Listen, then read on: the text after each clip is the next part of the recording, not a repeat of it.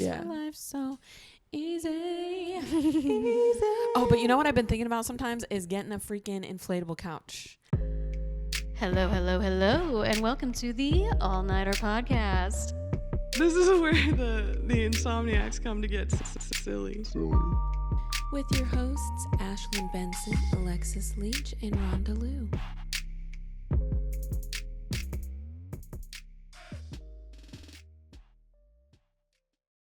Hello, y'all. Hi. How the heck my you doing, goodness. dudes and dudettes? Holy smokes. Oh, yeah, how are you doing? You know, I haven't been staying up to date on any news within the last, 2 weeks.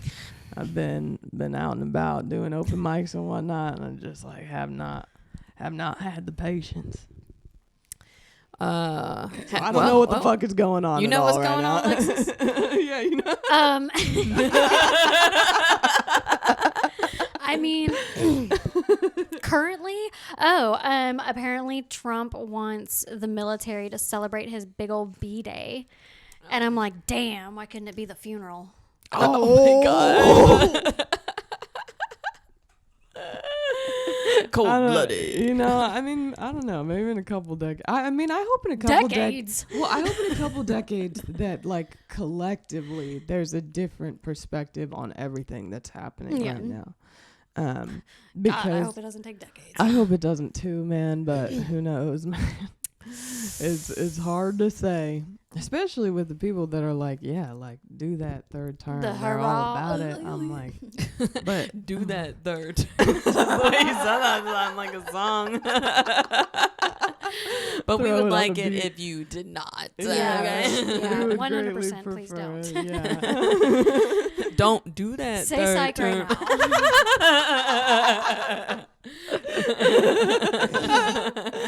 Oh yeah, somebody okay. actually threw that on. I can't remember which episode, but we were talking about what if our resistance was just pop-tastic, and maybe we should. Yeah. Like a traditional protest is with signs and people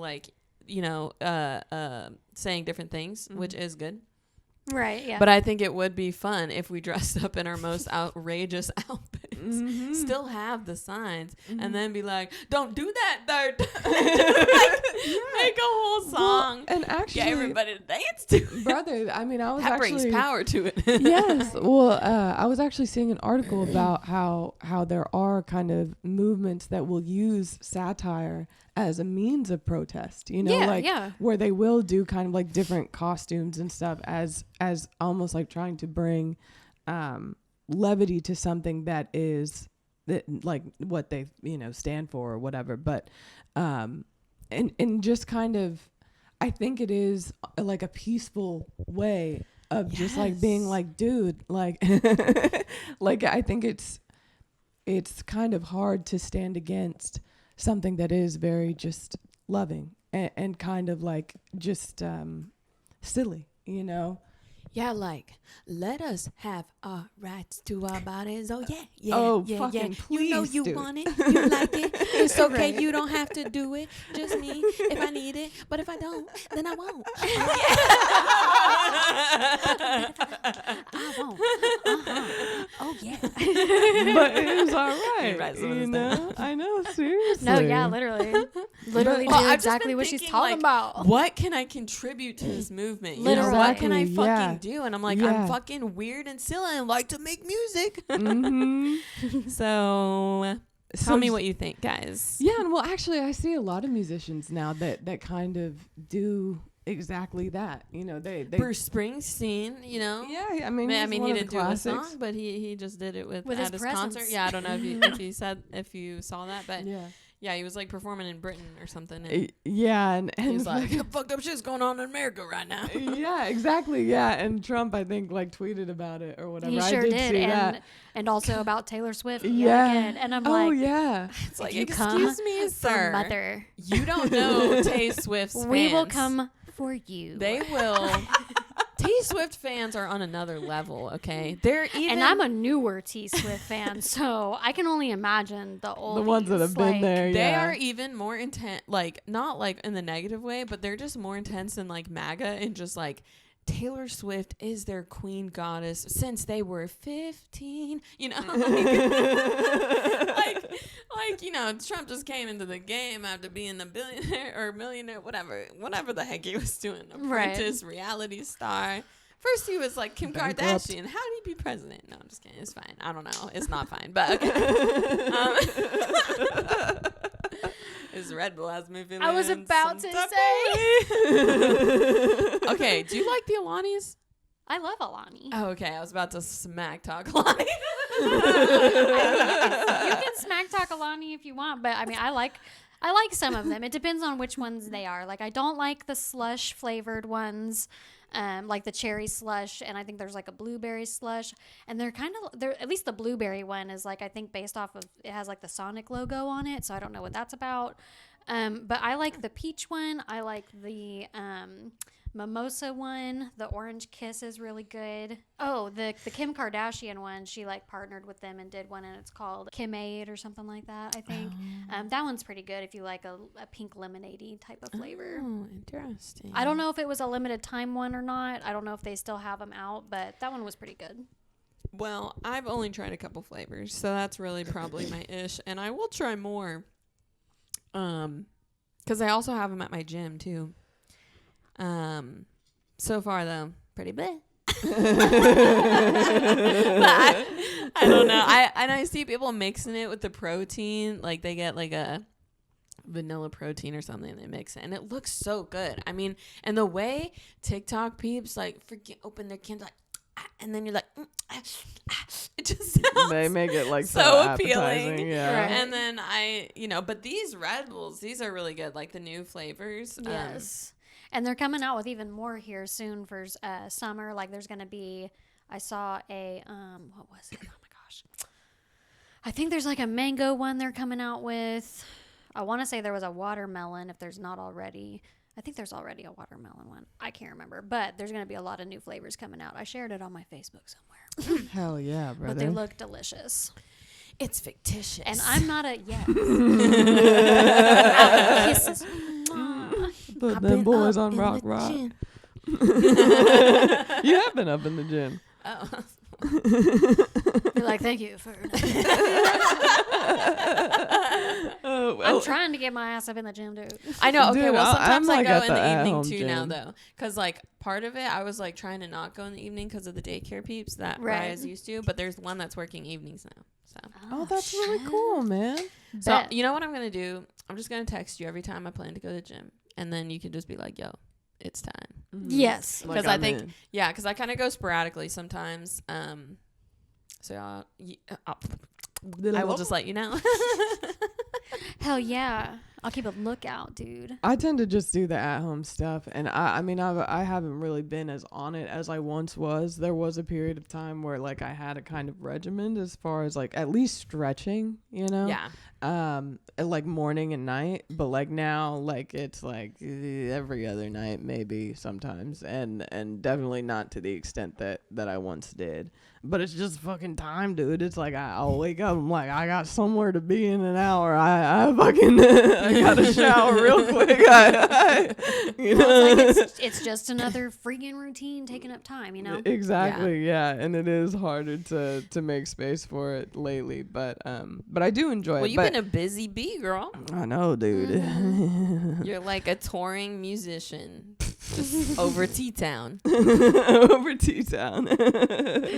Touring all up and down these streets. Speaking of, Like, tell us where we can find you. Oh, well, you can normally catch me at Gypsy on Tuesdays. You can normally catch me outside. No, actually, outside of Gypsy. Outside of Gypsy. She's like, is actually, where outside, I yeah. feel- No, people will be driving past because we sit on the side of Gypsy while we're practicing. People will be driving past and hearing us sing and play and whatever. And like out there, I feel so comfortable. I feel so relaxed. You know, I'm breathing in fresh air. The nerves are nowhere to be found, you know, and it's almost like I can lose myself in it a little bit. Whereas like the second I get on stage, I'm like, oh God, I hear my voice isolated and I'm like, holy shit. And that's if I can hear my voice. But, But yeah, I'm a gypsy most Tuesdays. It's kind of a rare occasion when we don't hit that one up. We bring our mixer there, and it's a lot of fun. Everybody there is so talented. It's like, and it's a free show of like really talented people. Every Tuesday, right? Yeah, every Tuesday. And when's the sign up? It is at 6:30, and then the show is at 7. And now St. Cecilia's has just started another songwriter night at Noisetown on Thursdays. Okay, also let me ask you a question. When you're exiting Noisetown, like driving, I know Chad's driving, but where does he go to leave Noisetown? Because the other way is like a one way, right? Yeah. Well, he takes a right and then he takes a left, and there's like some construction there or whatever, but there is a throughway to eventually get on the highway. Okay, that is usually the way I took, but the I feel like every time I go to Noisetown, I like do something crazy because I'm like, there was like usually there was construction, but there would be no one there working on it, But this time there was, and I believe there was like a vehicle there where I was like, I don't even know if I can go through. So then I went the other way, like the wrong way on the one way to just get to the light and stuff. So, if Dustin sees me just leaving like an insane woman every time, like I don't know how to drive or something, I'm just like, I don't know where the fuck I am or how what are these streets? So I can see Ashlyn. Oh, yeah, dude. I'm like, where is she? I know. And your eyeshadow, dude, is like, it's beautiful. The purple, the way it, like, I just can't get over her look today. Oh my God. God. I know, dude. It's so on point. It's ridiculous. But I was literally sitting in my bathroom and I was like, do what I want you to do. I need to get more eyeshadow brushes. Brother, every I need to get episode, some new ones. Like, both of y'all have looked so stunning. Like, it's crazy. I'll be watching it on the TV. I'm like, they're gonna be famous. And then we're saying the same thing about you. Yeah, Rhonda, what are you even talking about to make me smack the shit out of you? Yeah, and we will plug her channel, Rhonda Lou. Or it's just Rhonda Lou, two-headed girl. I'm gonna put it right here. Watch this. But I am but I am Rhonda Lou on Instagram. Yes. And you have a show to promote, indeed. And so do you. Yes, so do you. Surprise, bitch. I'm jumping into stand-up. Oh, yeah. Oh, yeah. Oh my I'm gosh. so excited for that. I think that'll be beautiful. We're putting on a show at Belafonte. I'll put the poster and everything right here. I'll also link it down below. Yes, because Ron will be performing solo. We got double booked on some things, so we'll also promote Chad's show as well. Yes. Ours starts at 7:30, so you could come to that and then go 8 p.m. to Chad's show. True. Yeah, his show will be at Noisetown with his grunge. What time does he go on? Band. That's what I'm not sure. A lot of the times with like band shows, sometimes they don't always know the order. He'd have to ask there other his bands? brother. Yes, yeah. Okay. So like a band had dropped out, and then they asked them on a couple months ago or whatever. And since it was like so, like, kind of in the past for him, like he just didn't, think to note it the down. date. Didn't register. Yeah. But yeah, Alexis will be doing stand-up for the first time. Oh my gosh. That'll be so wicked. Yeah, Rhonda will be doing some solo songs, and I'll be doing musical comedy and maybe some musical improv, which maybe we'll practice a little bit today. Yeah, I want to. How would you guys feel about that? That would be awesome. I would be so excited for that, dude. I would feel great about it. And we'll kind of, I don't know how the musical improv segment is going to go quite yet. So while we practice, we'll kind of be figuring that out. Yeah, we're throwing out different things. But Adam Benson, my husband's going to be on there. Ryan Green, Lauren Turner, TJ Clark. And those are my like OG peeps that have been doing comedy, alongside me. They were doing it already before me. But I freaking miss them, and I'm like, fucking get your asses over here.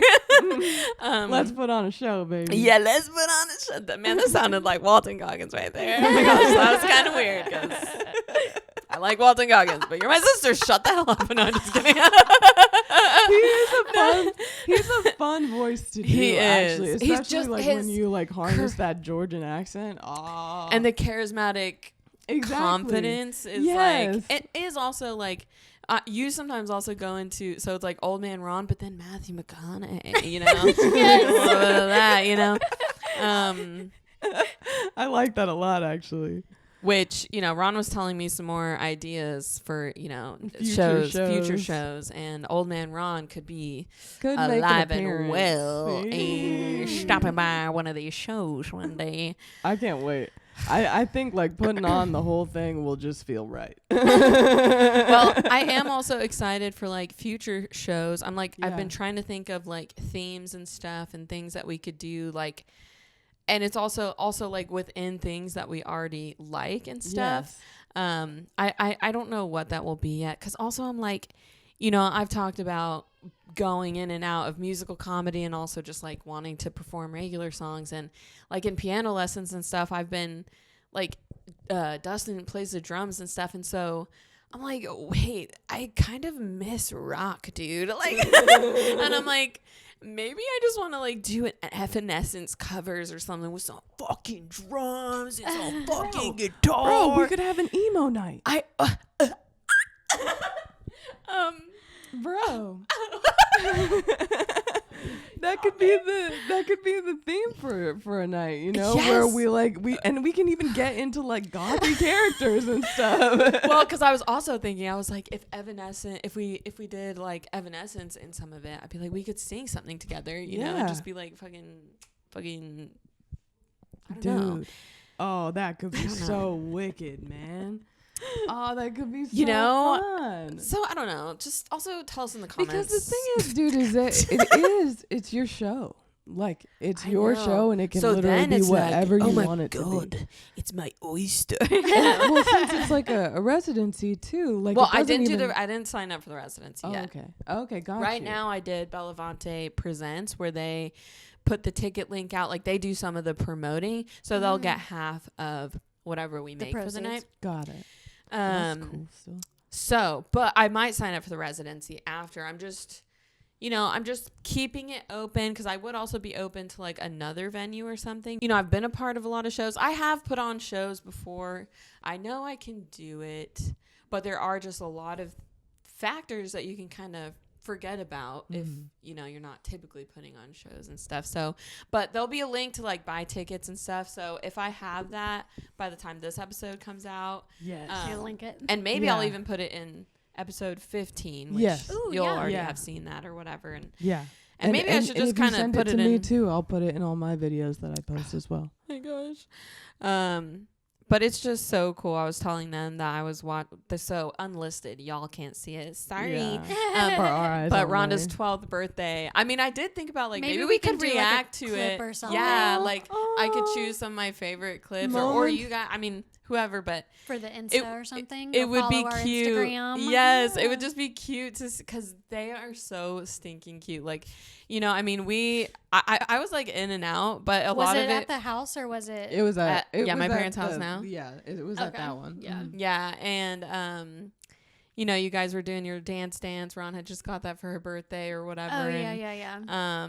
It's just freaking. I just think it'd be interesting. Yeah, we started doing a little skit with it, and we like had to like even like fall and stuff. It was silly. Like you guys, Alexis like action. Okay, now it's live. Like, you know, like, it was just so cute because it also weirdly reminds me of this. You know, where it's like setting up and stuff, and it's just like wow, it's just so crazy. I also have learned so much just already. Exactly. Like, I mean, I just know I was like turning on the lights because I was like, I don't know how the fuck these lights work. Like the first time we brought them out. But like I've watched you set up like this thing, so now I've been doing like the mic checks whenever we're setting up. Yeah, like she was going through each of the mics, like check she's 1 a 2, check 1 2, technician now. check 1 but 2. Look, we haven't really had to turn them down or up. I know they're pretty freaking. So I think perfect, I've got dude. that. She is. So if you need a sound tech, I got our little light back here set up, like without needing any help, like in the little middle part, you know, like we did last week. You're just like freaking killing it, dude. Shit, maybe I need to come with you on like some photo shoots or something. I know, dude. Dude, well, like for the show, we should do some photo shoots. Oh, you know? yes, we 100%. should do another one. We should. It could be. Also, so I think I'm gonna sick. order some stickers for the pod to like throw out onto tables or something. Like, well, like. you know, to promote the pod. Yeah, because that is something I want. I want either at least stickers or cards to have a QR code for the pod by the time the show happens. Oh my God. It'll be so awesome, dude. And dude, I mean, there's so many places that have like sticker walls, even at like Heirloom and stuff, and I mean, all over, all everywhere. I mean, Gypsy has that. I'm pretty sure. Exactly. Yeah, and like the Brahms has it because every drive-through, their poles are usually full of stickers. Dude, yeah, and even at Guitar Center too, there's like a pole that has a ton of stickers. It is funny how like, you know, I don't know if just one person was like, I'll put a sticker here, and then everybody's like, that's where people are putting their stickers. Exactly. Yeah, exactly. Because like when we did Queso Queen stickers, we would hide them around like certain parts of Tulsa. I mean, like you would see a couple, so then you're like, yeah, you know, whatever. But honestly, I do think that kind of marketing really works. Because, it does for sure. Because I mean, even when I see certain stickers and stuff, if I think it looks really cool, I'm like, I'll look that up. I'll be like, what the fuck is this band? Okay, all right. And normally it's always like pleasantly surprising. Like everything's always fucking good. Right. There's so much creative talent here that like most of the time it's hard to go wrong. And like that is my like biggest goal, is to also like just showcase the talent that's here. You know, like maybe become like a staple spot for comedy. Yes, and it is crazy because like there was one time where Adam was like, like if we saved up enough money, like what we would do, and he's like, what if we bought like a theater or something? And I was like, what? But that would be crazy. That would be awesome. Oh my God. Talk about it was my home, my Hollywood. I had never, you know, like my dreams. What if that's what you called it? Yeah. I can't. That would be so Oh my God, bitch. I will quit my fucking job. You can hire me on. I will be your coordinator. Oh my gosh. See, it's like, well, that's the other thing. It's like, because of this podcast, though, I feel like that'll make us all cry. I'll leave. I know. Later. We're like, I know. I'm like on the what edge. What I'm thinking in my head right now, I know will make us all cry. So it'll be later. It'll be later. I'll save it for later. Write it down. Don't forget. Oh, I will not. But doing this podcast, what? Well, I just think it's like leading to like some of these dreams that my soul has always wanted to do. But like it's interesting because it's like I think sorry, I don't know what's happening. That's a ball. Okay. I hear laughter. So my initial dream was like to move to LA or New York, and like become a fucking star, I guess. I don't know, do stand up and improv, and like it was always like at first I thought improv, and that is what I did start with here in Tulsa. But like, anyways, you know, I was getting my footing here. I find Adam, he's doing the same thing, and then the pandemic happens, and then that really kind of like set us in stone to kind of stay here, especially, I mean, also I wanted to be with Rhonda and stuff, and like with her health concerns, like I just feel like, you know, especially during that time, it just felt like, with the pandemic, it made me just think like even if I did move, like I wouldn't get to be with Ron as much, and if she died early in life or something, I would really regret, no matter what dreams I accomplished, I would regret not being with Rhonda in those times. Yeah. And so, you know, and then we had a kid, and that's like really settled us here, especially with the grandparents and stuff. And so, but it's like I still have fucking dreams and goals. And then it's like, you know, I never really had thought about owning a theater until he said that. But there was something that like resonated with me about that. And now, like putting on these shows and stuff, I'm just like, there just feels something really good here. That's what I've always pictured you doing. Some type of, like I said when we were setting up, like maybe you should be some kind of event planner, whether it's like weddings or, you know, whatever. Promoting events, I think you would be brilliant at. It is interesting because it's like I'm not that good at sales for a lot of things unless I'm passionate about it. Exactly. And so like these shows and stuff, it's like, I can sell these shows because I know what we are all capable of. Like I'm so passionate about the people here too, and I think it's even tenfold when it is people you care about, and you like you said from the beginning, you're trying to get that better comedy atmosphere back into Tulsa, because I know you've stated a few times even on the podcast that you kind of feel like it's fallen out a little bit, like everything, but it's just like changed, the climate like of it has changed a bit, you know. Yes, and And you know, yeah, and I want it to like feel good, and I know that there'll always be like drama and stuff with comedians and all that's of just that. People in general. Yeah, you know? exactly. Yeah, that's going to be anywhere, any job, especially with our atmosphere too, just being extra combative with politics and stuff. Right. Well, and I mean, it's crazy that you're saying all that too, because it's like, you know, I mean, I have found like what Noisetown is doing and what St. Cecilia's was doing like so inspiring. Like I think it's like the coolest because shit. It's like one of our other friends, Cody Clinton, he started, I think it's called like Dog Days Record Studios or something like that. I've heard of that. Yeah, and so like it's fucking, I mean, like the artists here are really kind of taking the reins into their own hands as far as offering accessibility to new artists and trying to help them like find even their just footing. having people view art in general. Like I saw a post this morning actually that the Philbrook offers, like if you show them like a WIC card or a you know, things of that nature, they will sell you a ticket for $1. Nice. Yeah, so that you can view Still Sooner Care art. Stuff like that. Oh really? Oh my god, I could be I think going you for have Sooner $1. Care. Yeah, Dude, that's go. wicked. dude. Oh, dude, that'd be so sweet. They too, want like, they want just like with this podcast, like I've said, I don't care if you are far left, if you're far right, if you're right in the middle.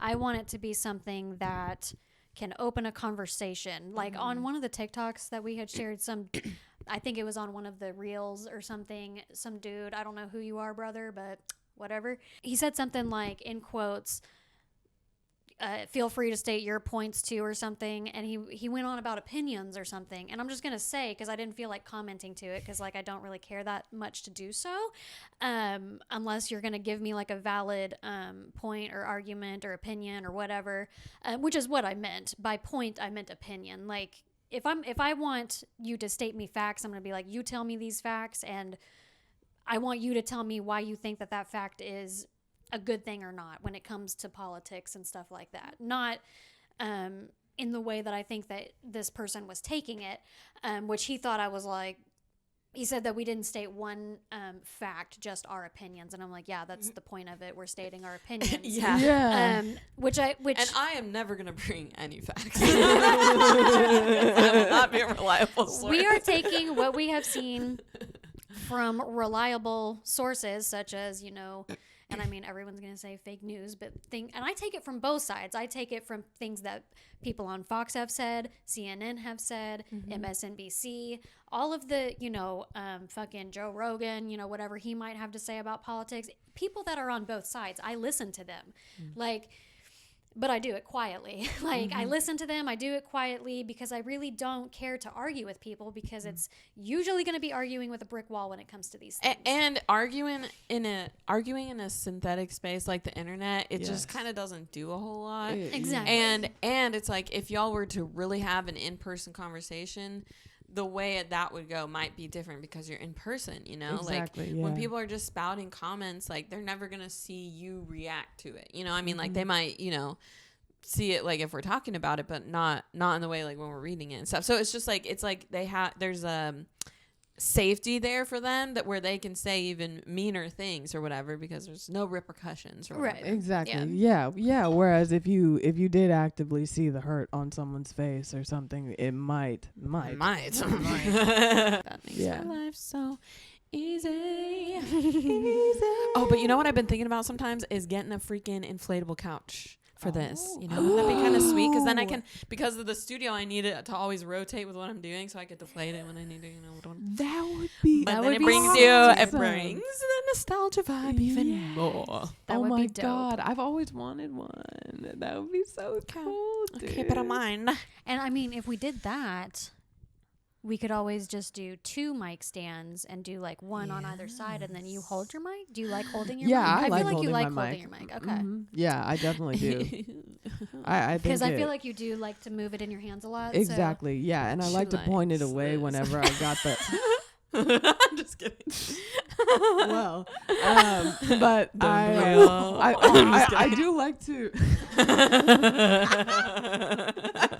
I swear to God, my delay is unreal. But I like to be able to manipulate it and point it away from my stomach gurgles, because they are aplenty, and also my vape too. You know, you guys have heard the fucking feedback that shit can do.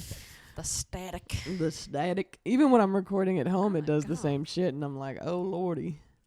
Lordy, my ears. But yeah, I think we were talking about kind of commenting back to people on the internet and stuff. And like I said, with the synthetic space, there is something disheartening to seeing certain things like that. But it's also like it's also just kind of like you can't really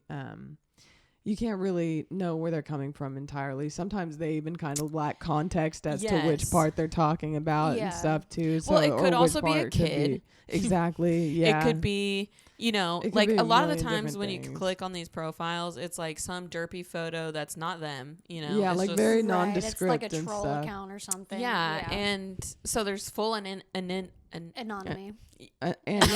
Anonymity.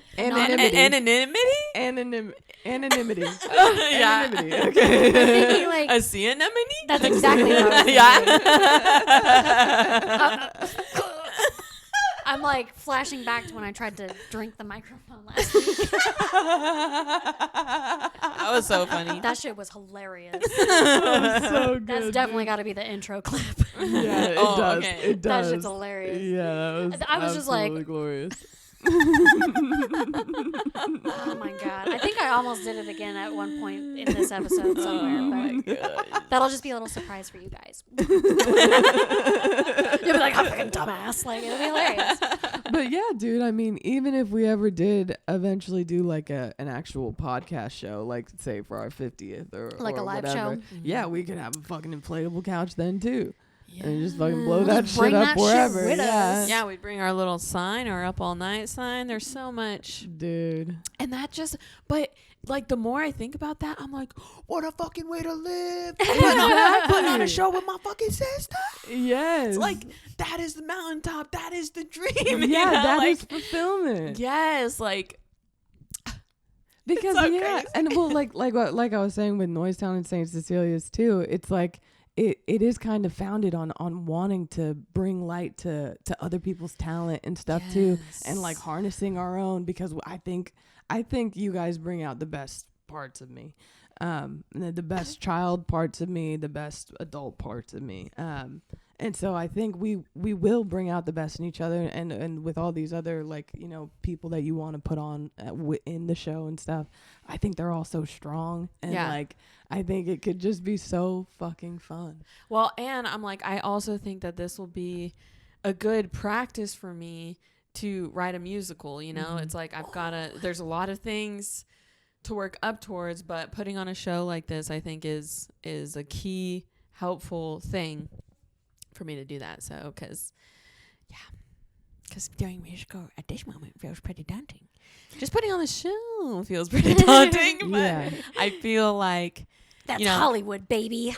That's it. I think that and you were made for it is the thing. It does feel like that when I do it, like when it really fucking happens. It feels like everything's coming together. Well, especially because like the other thing is like, I look at all the performances that I've done like with the piano, and it is crazy because like there was one time at the VFW where they had this broken piano in the back, and I had been doing a musical comedy on the guitar for a while, and then I got a keyboard.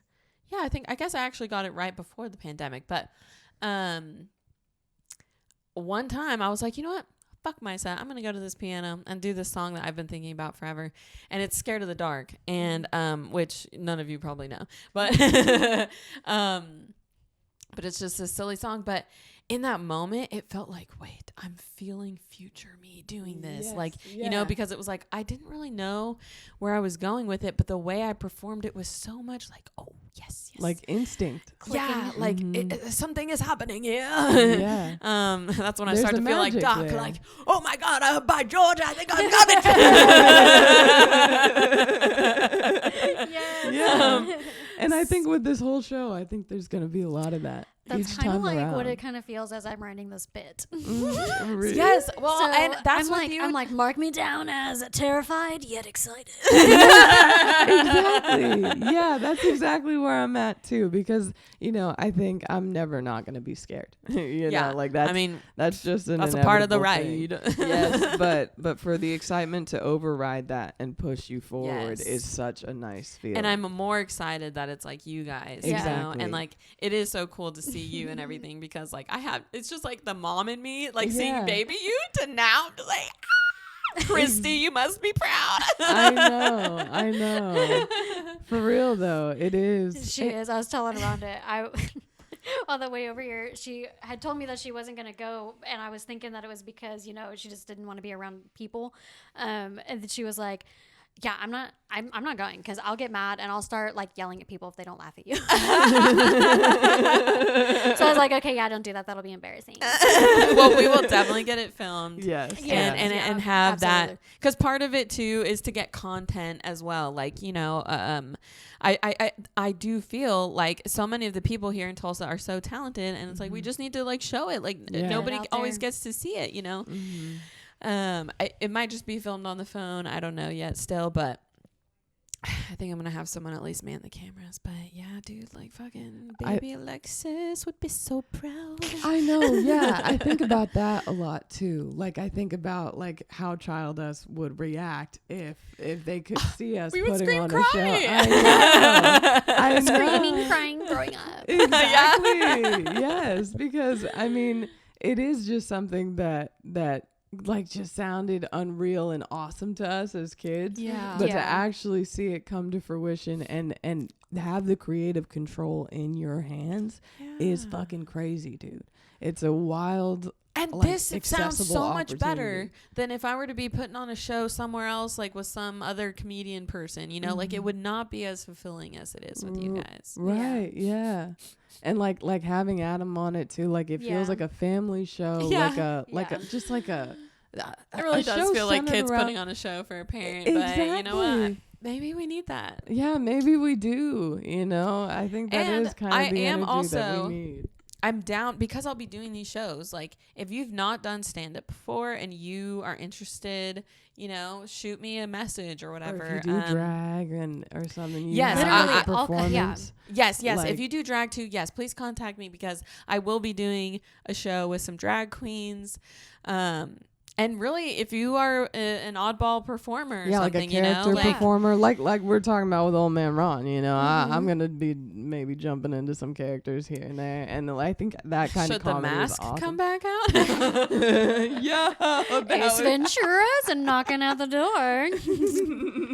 I mean, and I have thought it like if we did like a 90s theme or something. Yeah. That would be really cool. Yes. Oh, my God. And we're just here to have fun. Come have fun with us. Yeah, come have fun with us, man. Because I think the creative opportunities before us are kind of endless as far as what we can do. And I think that'll be so cool. I just feel like this, dude, I don't even know how to explain it. Putting this podcast together and, like we've said a bajillion times already, I know the people are probably like, oh my God, we fucking got it. But it just makes it so fluid and so easy, and it feels like it was just something that was meant to click. It was meant to be. And I think it's going to be, I feel like it might just be opening up some doors. Yeah. And even like within me, dude. And like when you said Adam told you about purchasing like a venue or a whatever, I was like, when you said that, I was like, because I've always wanted to do these things. Like, I kind of followed in your footsteps and did the that Pure Flix thing. And it was like I liked doing it, I liked being there, but I was like, and doing like different extras and there's like a creative element missing. Yeah, exactly. Yes, there was a creative element missing. I felt like I wasn't close enough to the people there, and it just felt like I was the odd person out. Just because I had never done it before, and I was just kind of dipping my toes in. But with this, it feels like, again, I said, just so fluid, so natural. And then I was telling her, I did that not stand up. open mic at Gypsy with you that one time. And I mean, like, I liked doing that. I was like, yeah. But just reading the poetry, I was like, I don't think that's like what I want to do, you know? But it's awesome that you tried it too. Yeah. Well, yes, of course. But I was telling her, I just kind of wanted to get up there and see if I could still perform in front of people. Oh, yeah. And I was like, because you did theater too, didn't you? Yeah, absolutely. I did theater all 4 years of high school. I just didn't do anything like top and rep or anything like that, just because, I mean, a lot of all the people that I had met in that program, I was like, yeah.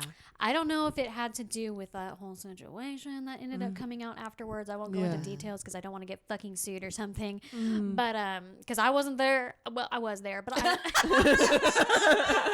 and I did have an experience that did happen to me. You know, nothing like sexual in nature or anything like that. But just as you far gotta as tell it me kind of after being this. like but bullying in a way, bullying and like that kind of thing by someone of high authority figure. But I'm not going to say any names. I'm not going to say like where we went to school or anything like that. There's Google for a reason. You can look it up yourself because I'm not even going to get involved. But I'm glad that I didn't do it because a lot of the people, I mean, excluding like people like you and I think Zeke was in top or rep or something. And like, you know, people that I knew. They were cool people, but also. Yes, but there were a lot of like pick me types and that were just so far up the teacher's ass that I was like, this is definitely a pick me crew where he's definitely picking the people that he is close with and all this shit. And it was such a strange environment. Yes. Well, there were a lot of strange dynamics, it seemed, from the time you were with him to the time that we were with him. Yeah. Like, whenever I was with him, because, I mean, you're 32? Okay, yeah, so you're only 2 years older, 2.5 years older than us. So, I mean, I followed pretty close behind you when it came to school, and we had the same professors when it came to, I say professors now because I'm in college, but the teachers that taught drama and all that stuff. And I loved all the other teachers, honestly. Yes. I mean, for the most part. Yeah. I never had Miss Jenkins. But all the ones prior to in like middle school and stuff, I loved them. They were great. Miss Gardner and stuff. She was awesome. Yeah. Jenkins was definitely my favorite of the trio. Yeah. But there were times where, you know, the teacher would just expect us to have, he definitely brought one of them anyway. The other one was cool. The head teacher was very, what's the word I'm looking for? He expected too much of the students. Like, he was holding us to, I felt like a professional level. So he would like of put us theater. through hell, kind of. Like, it was like theater boot camp, and I do think like it did give me, I think, the ability to do stand up because I was 100%. like, if I could do that, but almost in a negative light though. Oh no, he went way too far. I'm not saying that it was good by any means because he definitely, there was such a power dynamic at play, and it was, I mean, it really like. And I feel like with me, so it felt, he kind of played mind games with everybody, you know? Yes. So it was like, and his favorites, you know, it was very, you know. And I feel like most of the students, if there are people that watch this that did go to high school with us or did have the same teachers and stuff, because I know that's what most of our audience is. Yeah, people know. Yeah, they know what went down. I'm sure it was all over the news. Yeah. So, sorry, go on. Well, Fuck. No. Hold on. It did seem like a lot of unhealthy dynamics. Yes. And unhealthy his pressure. relationships with people. I mean, and the way that he would treat me, it always felt. Oh, I was going to talk about. It was like a level of hazing, also just getting into the theater group. So with me, it felt like I was always like I was just barely making the cut, and like, you know, which is so crazy because I thought that he was like obsessed with you. Really? Yes. So okay. And there were times I think you know, he would give attention. Like, okay, so who I would relate this guy to is like Mr. Slughorn. Okay, you know, in Harry Potter where he collects his favorites and stuff and uses that to show his accomplishments and stuff like that. That's how he would do it, and like brag about these students. That's a good analogy. Yeah, actually. And so, but like getting into like I told the new theater teacher at this school like what we used to do to get into the group, and I was like, "Do you guys still do that?" And he's like, No, that's like illegal. Like I don't think that's allowed. So anyways, okay, you have to go through this audition process, and it's incredibly intimidating because all you see is the teacher's shadow along with some of the students who are watching, who are currently in the group. And you're in a black box theater, so it's just you and these kids, the shadowy figures around you, you know, and you're like, Jesus Christ, what the fuck? I'm glad I never did it. It was terrible. Like, honestly, like, I think that's why I can do stand-up. What is this, a fucking frat? Like, what is happening? It was so crazy. And so for my top audition, I felt like I bombed. So you had to do like improv, which is the most embarrassing and brutal part of it. So I pulled it out. It's like, act like you have ants in your pants while playing the saxophone. And so it's like, okay. Like, it's all like, you know, whatever, something. Fucking kicking. You know, it felt so embarrassing, though. It felt so humiliating. I got a lump in my throat just thinking about it. So, anyways, yeah, I thought I didn't make it and, like, whatever. I mean, a couple weeks later... go ahead. I'm at Kohl's and then someone puts a blindfold over me and they're like, come on. And I recognize the voices and I was like, it's happening. Being kidnapped by Top. Yeah, I'm being inducted. Yeah. And so it's like, yeah. So literally like a frat. Yes. Yeah. And like, it's crazy because like, yeah, my mom, she's like, I guess you can kidnap her. You know, like, which is insane coming from my mom though. Because she's so overprotective. But I guess there was a teacher involved. So she's like, I guess. Because like the parents of the students who are in the group are driving and stuff. Yeah. So anyways, yeah, they blindfold you. You can't take it off. So you're in the car. Like you can just hear like some of the other theater kids like who are in the group already. And I'm just like, oh my God, that's Sarah Bradon. Like, oh my God, you know, like you just know everybody. And then, oh my gosh, I can't even remember all the in between, but all I remember is getting to the black box theater. And there's like music like, oh my God. There's like candles I can kind of see like underneath my blindfold.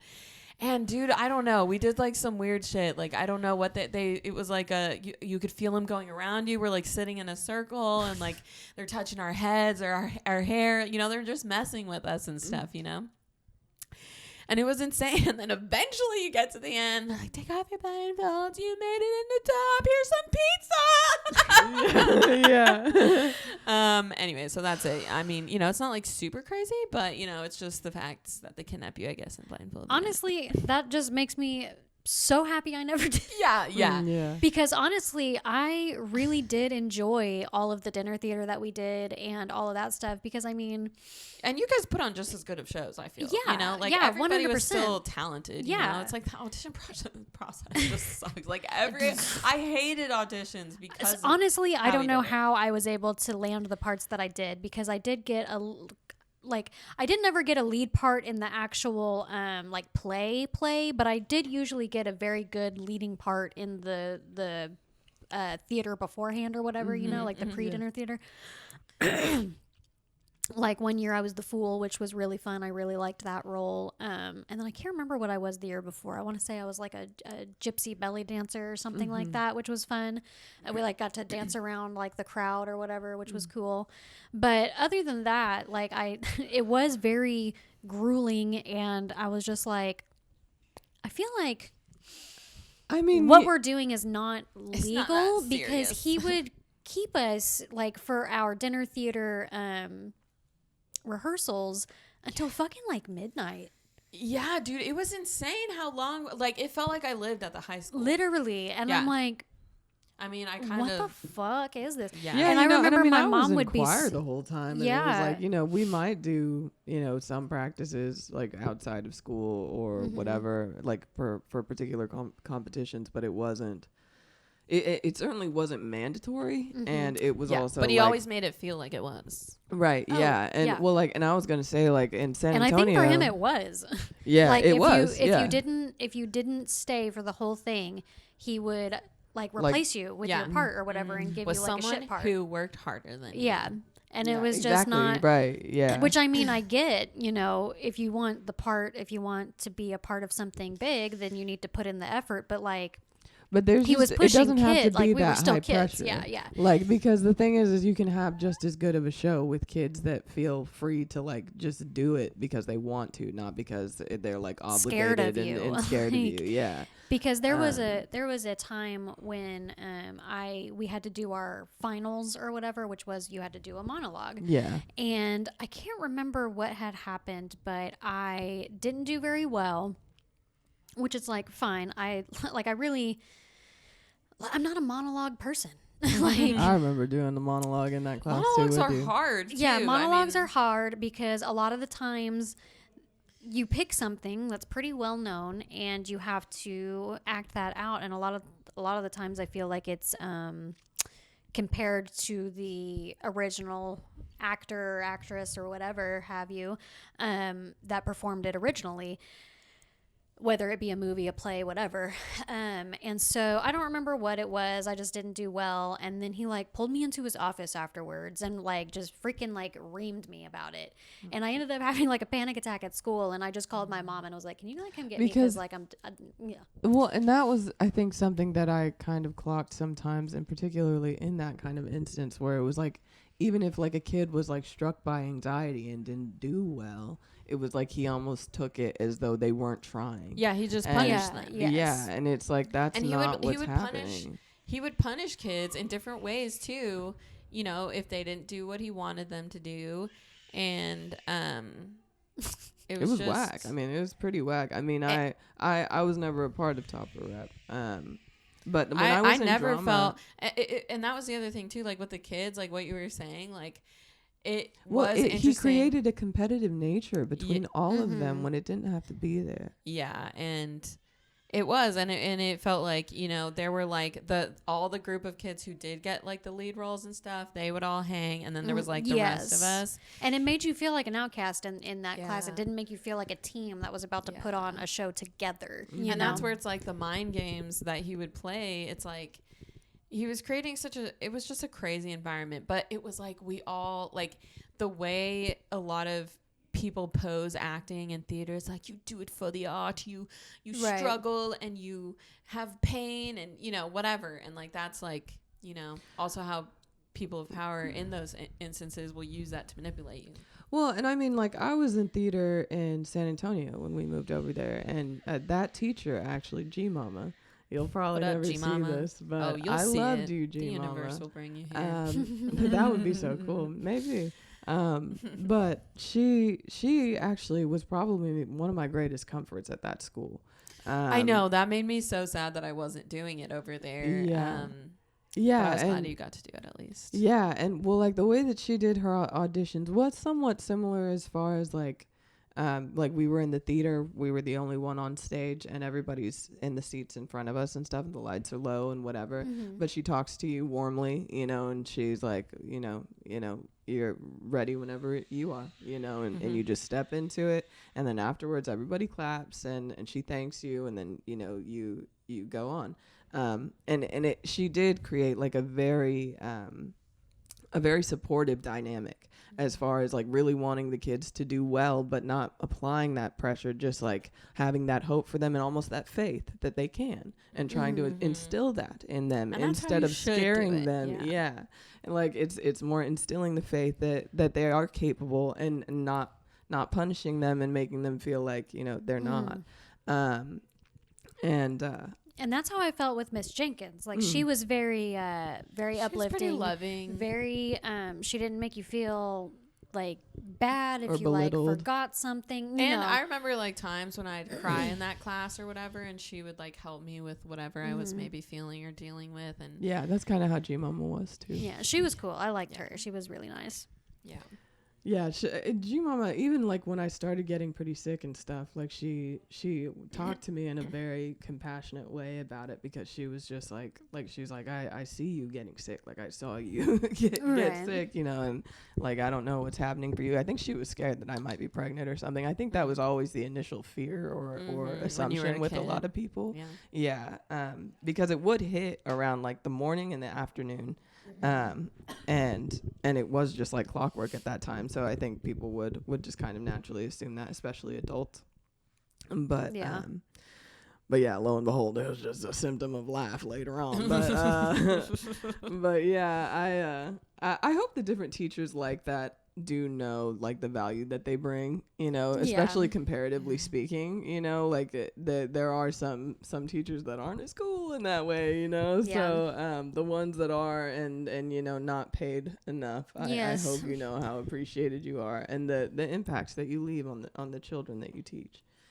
But you were saying that that like, you know, like in doing theater and stuff, that like you maybe always had some, like you were talking about the creative outlet that you wanted to find, and that you tried out at Gypsy, like having that. Oh, yeah. I mean, I told my mom, like before I came over here today, I was like, you know, even when I was little, you know, I always wanted to do the veterinary track or whatever as the more obtainable goal. Right. But I had always loved comedians and comedy because, I mean, I'm not so much in love with him now, but back in the day, I did think Dane Cook was hilarious, and I loved him. And then it just kind of looks like he got a little weird. Sorry, Dane. I'm sorry, Ms. But yeah, there was I can't remember which show it was, but my parents had a CD, CD, that we would listen to every time we traveled up to Arkansas. And I loved it and thought it was just the funniest thing ever, and how it could just make my parents laugh so hard, and how we could laugh so hard at it that that I still remember it to this day. You know, yeah, it's like you a bring good it memory. over sometimes? Probably. I was obsessed with it, or not even that. I probably literally just told it to you because I had it. I had the remember whole us thing quoting memorized. it at some point. Yeah, I had the whole thing memorized. I want to say it was Vicious Circle, but it might have been a different one. It might have been prior Vicious to that. Circle, actually. But yeah, like I feel like I do remember you quoting a lot of that. Yeah, that was one of my favorite. Because that was like the Babbling Brook one, wasn't it? I think I'm pretty sure the building the tree or whatever, chopping down. Being reincarnated and coming back as the tree, and then a lumberjack chopping him down and then printing the Bible on him. Yeah, exactly. To the atheist. Yeah, that's a good one. That's a funny joke. Go listen to it. That's like prime Dane Cook days. Yeah. But yeah, so I was texting my mom. I was like, you know, comedy had always been like one of the like an inspiration, less obtainable goals for me that I just thought would never really actually happen, you know. And I'm like, fuck, maybe, you know, switching my major over and not pursuing the vet path, maybe that is like, hey bitch, you're not doing what you want to do. Yes. I mean, don't get me wrong, I have loved every second, other than I guess like, you know, slight dramas here and there that's going to be in every workplace. I've loved my time in the vet industry and still love it to this day, even though again there are those hardships, there are those bad days that you have, and I wouldn't trade it for anything. But I do and have always missed performing, even though that teacher made it a little bit unbearable at the time. I do still miss those days because I did like doing it. Yeah. And in those days, it still felt like you were getting to do a little bit of your dream because you were able to perform and stuff. Right. And I think like that is, if you have a desire to perform, it's really the act of doing it. You know, it doesn't have to be the biggest, craziest New York thing or whatever. Right. Like it can be anywhere, but you also definitely, you know, you want there to be audience, to be people, and you want to I don't know what the other thing was going to be. I just want to bring a good time to people. Like, yes. I want people to have a good time. I like to see people laugh. I like to make people laugh. Yeah. No, and like when I have like the podcast playing and I'll see like chat laughing from something you say or something you say, like it makes me so happy and it feels so good because it's like I mean this, like I said, this is almost like a showcase of our dynamic and the dynamic that we've cultivated since childhood. Yeah. And all the fun that we had over all those years and how we create it still. Yeah. You know? And I mean, it's entirely what's helped me cope throughout life. Yeah. And so I think like bringing it to other people and like actually involving them and stuff or like doing shows and whatnot, I think it can just like almost like give people an opportunity to have like that love and feel of having a childhood friend if they didn't have them, you know? Or just an outlet to feel like you can have a space to go that you know you're just gonna have a good time. Yeah. You know, be free and silly and have fun. But it wasn't very long. Truly some like a minute or two, I think. But yeah, I just think it could be really good. I think ever since we started this, like with the second episode, I was like, okay, maybe it's just going to be like a thing for us. But then as we started growing a little bit more and like that it's gotten easier and, you know, I like to come over here and I like to set up stuff. And I think it might be going somewhere. Yes, like you're finding something that's like aligning with you and your path and stuff. And just us in general. Like I feel like you have grown a lot even since we just started it. Like I feel like you're advancing more towards goals that you have. Dude. Yes, you're stepping into your power. into yourself more. I feel like. And then same with you, dude. Like you have opened up a lot more on this, and every week I feel like we get more and more vulnerable with people. You'll definitely see that in episode 15. Absolutely. That's gonna be a really good episode. Yeah, that one was a beautiful one. Really good. And I just feel like it gets better and better each time. And I do think that with this show, even if I bomb it, me too. I think it's going to be I'm doing it great. with people I love. Yeah, you know? It'll be with people I like. You know, love creating stuff with, and I think we'll make you. I think y'all will have a good time with this show. Yes, it will be a fun show. Like and.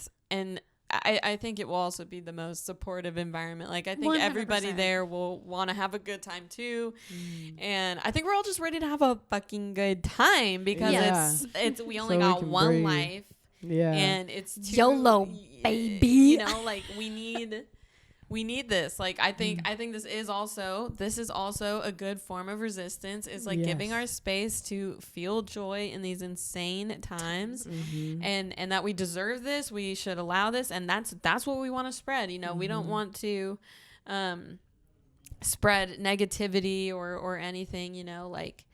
I mean, I just fucking love life, and this is like a dream come true in every way. It is for me too. Like, I think it's gonna be an emotional night for me after the fact in the best way, in a similar way that Mac's show was for me, actually. Because I was, you know, doing it with the two of you, with her and Adam. He was doing guitar for me and stuff.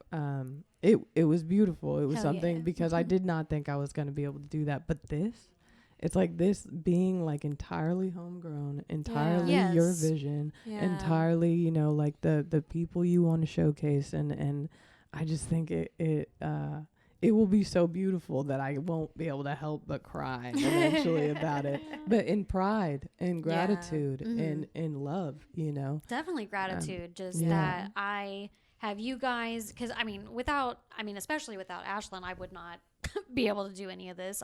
Like I said, I bought these however long ago, never did anything with them. But with the friendships that I have and just the gratitude that I have towards you guys and the doors that you guys have opened for me in life, just really goes to show how important it can be to have lifelong friends. And again, like you said, that's what we want this to feel for people. Just to feel like you can do anything, dude. Like, even in the craziest of times. Like, I think, you know, you still have a voice. And no matter where you come from either. Like, if you have a dream, freaking follow it. Because if I would have told my fucking like 12-year-old self, hey, dude, you're going to start a podcast and you're going to get out there and you're going to show people what you can do, I would have been like, yeah, okay, whatever. No. But here I am putting myself out there with people that I care about, and it's slowly but surely, I feel like, becoming something that's going to be bigger than what we might have imagined it to be. Hope that ages well. But I really do think it will be. And well, like I've said before too, even if it was just locally, you know, no, for sure. That like would I be said, amazing. My hometown, that could fucking, dude, I'm literally telling you right now, that could be something. And when you played that song at Gypsy, I think the first time, I think was that the first time you played it like live? Mac's show was the first time. Yeah, okay. But that was the first time I played it at Gypsy. Yes, yeah. And only one time before that? Like live. 2 times? Okay. Yeah, because Mac's show and then, no, maybe that is right. Okay, yeah. But yeah, I was like, this girl has fucking talent, okay? And it needs to be out there. Exactly. Yes. I mean, even without the funny aspects of that song, it's a gorgeous song with a gorgeous message. Like, is it on your YouTube at all? It is, yeah. And me performing it at Gypsy is on. Yeah, yeah. If you haven't listened to it, definitely go check it out, because that song is really for anybody that does it. It really speaks volumes to. Living your dream where you are. Living your dream where you are, like yes, exactly. And that it's not so far away. Exactly. I think sometimes we do think, like, it's only if I do this. And especially if you are trying to follow a path of, like, stand-up or something. But I think what I've also realized is, like, if I was trying to follow, I read, like, Amy Poehler's books. And so it's like, oh, she started with improv. And so, you're trying to create your own or follow someone's footsteps who's done it before you. But the thing is each creative person, is different. Their path is unique and different. Yeah. So it's like, and my art is also not just stand-up comedy. It's like all these things. So and you as an artist, if you wanted to have a night where it's just night of the arts. Yeah. And it's not just like cool. You can have comedy in there too, but you just bring in whatever. Like, I think I was needing you guys. That's why when I asked, is anybody awake? I was like trying to come up with a title for the show. I needed you. But that'll be the next one.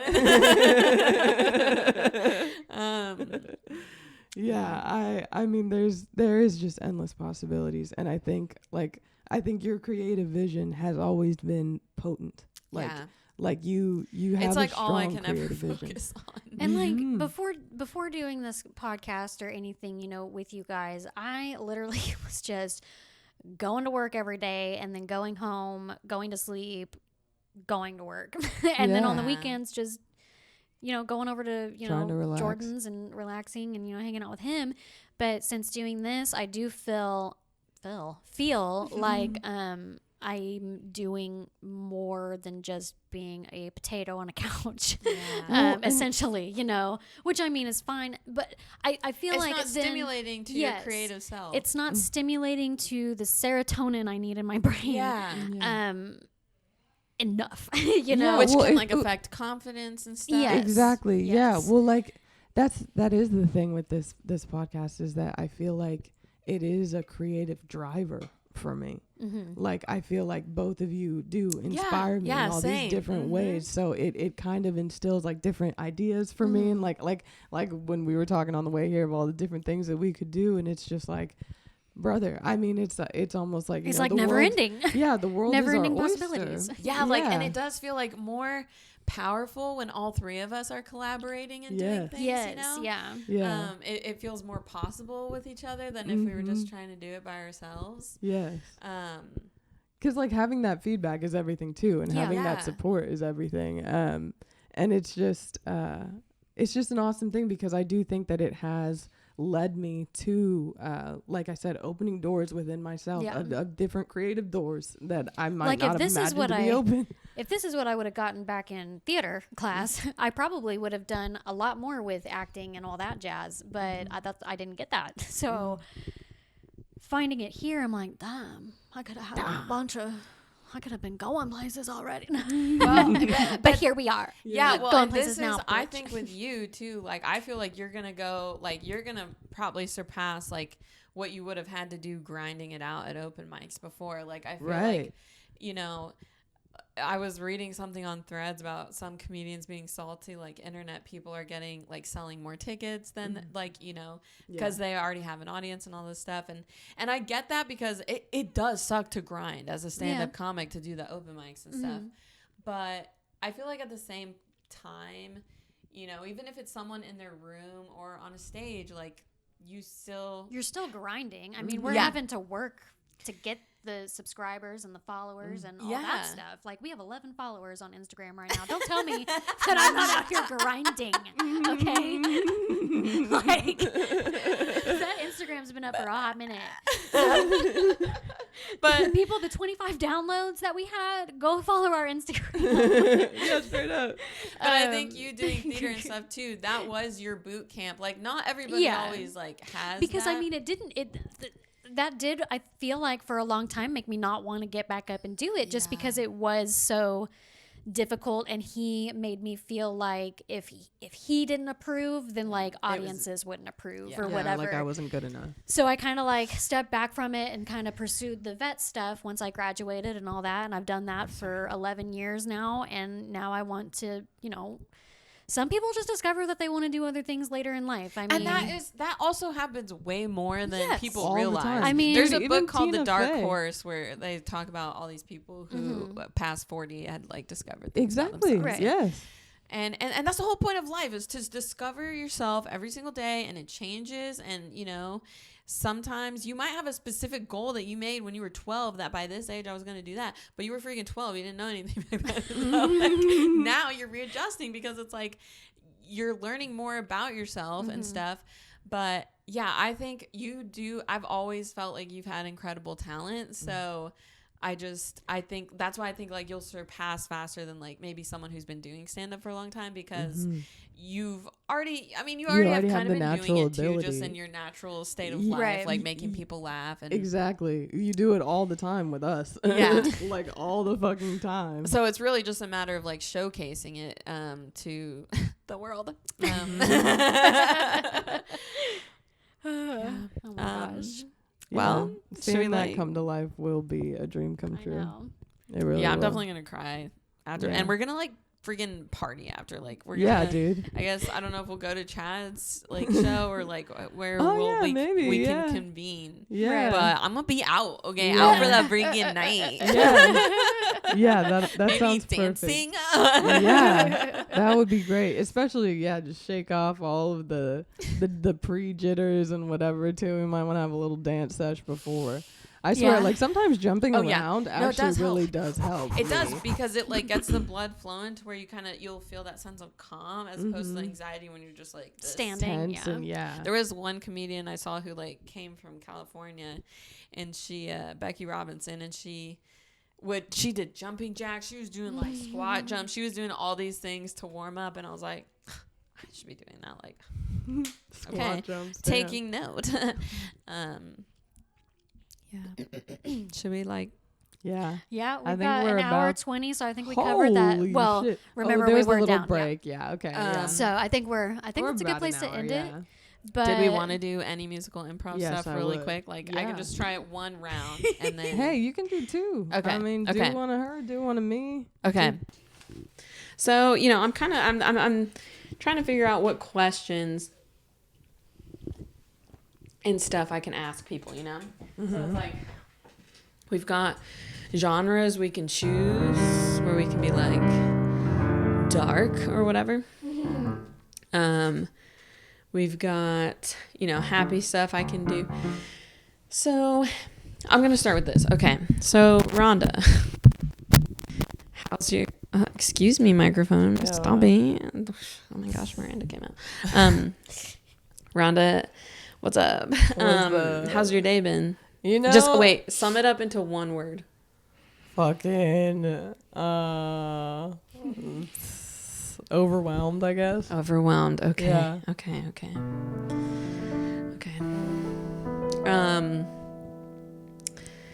What have you been? What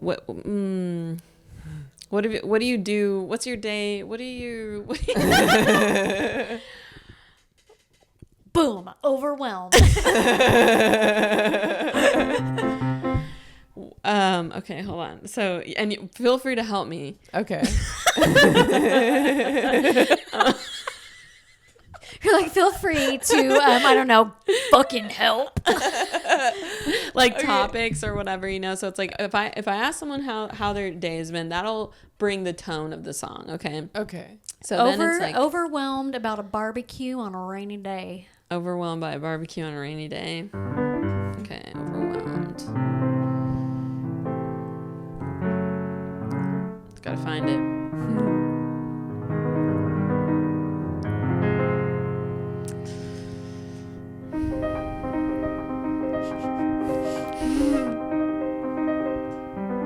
One of my friends is actually having a barbecue tonight. Shit. Is that right? That's right, dude. Wait, It's in does she Wagner, know though. that it's raining?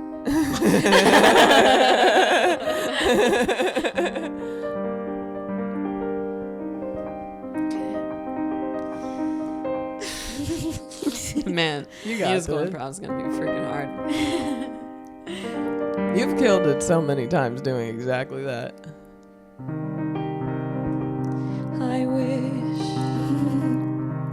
I wish it wasn't raining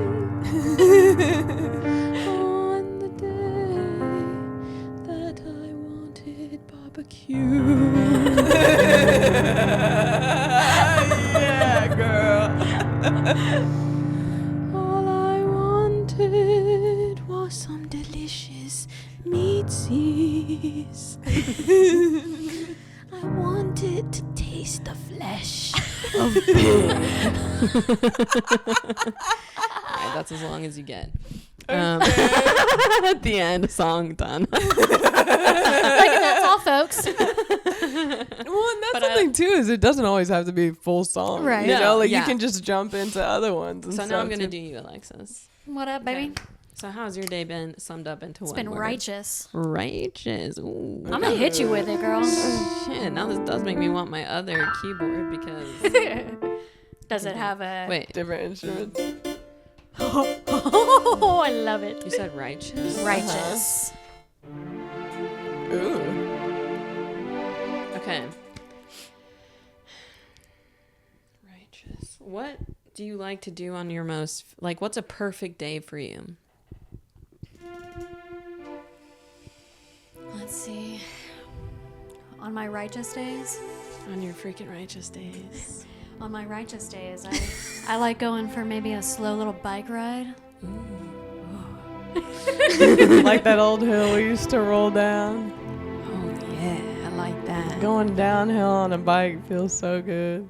What do you do after that bike ride? I maybe go home, take a nice little shower. A nice little shower. My name is Alexis Leach. And I love to take a bike and ride. Just so I can take a shower. Oh, it'll feel so good after that bike ride. It's gonna feel so right. What did I see on that bike ride? Shit, you saw a baby squirrel and it was so cute, and you were like, come here little squirrel, I'm gonna feed you because I'm like a vet and I got the snacks. It don't matter what animal, I got the snacks. Nice, dude. Boom. There you go. That's There right. we go, brother. That was beautiful. Sick. I That was absolutely fun. love that. I feel like it's we can do it live. Mm-hmm. If there's any other kind of prompts, or feel audience, feel like you can include your ideas, because I will use them and not give you credit. No, I'm just kidding. I'll give you credit. We can do something like that with structuring the songs and Even like Yeah. like what was your favorite thing that happened today or whatever, and then if someone was like nothing, then it's like emo. You know. yeah, then it's like. Well, that's not really. It could be emo, but not like 90s emo. Just.